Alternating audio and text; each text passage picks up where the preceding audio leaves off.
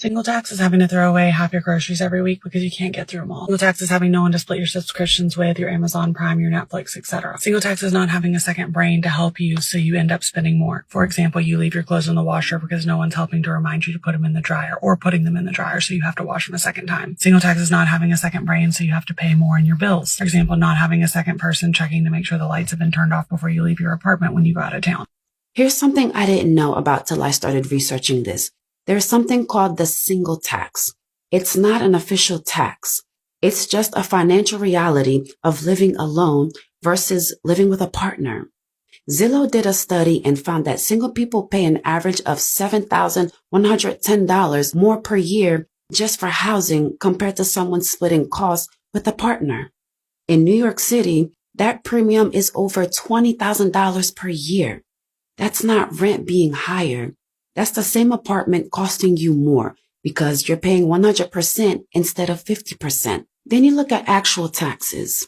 The standard deduction for a single filer in 2025 is $15,000. For married couples filing jointly, it's $30,000. Single people don't get access to certain tax credits. They can't contribute to a spousal IRA. They can't double their gift tax exclusion. Health insurance is more expensive per person when you're single. Car insurance too. Married people often get lower rates. Even Costco works against you.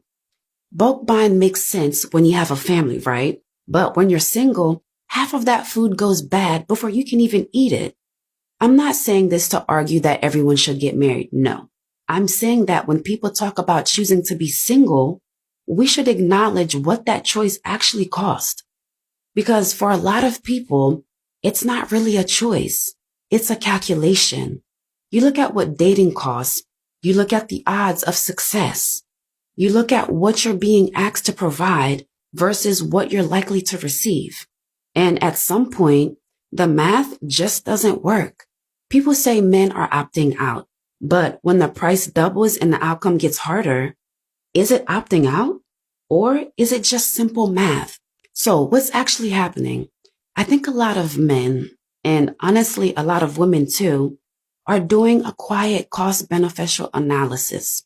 They're looking at the effort required, the financial investment, the emotional risk, the statistical likelihood of success. And they're saying, this doesn't make sense for me right now. That's not bitterness.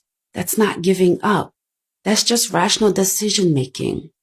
The Survey Center on America Life found that 2/3 of single Americans report feeling no pressure from their family to get married. The cultural expectation that used to push people to partnership has faded. At the same time, the barriers have gotten higher. Housing costs more. Dating costs more. The apps make rejection constant and visible. Social media creates comparison that didn't exist before. And so people adapt. They invest in their careers. They build friendship. They find fulfillment in hobbies and traveling and personal growth. None of that is wrong.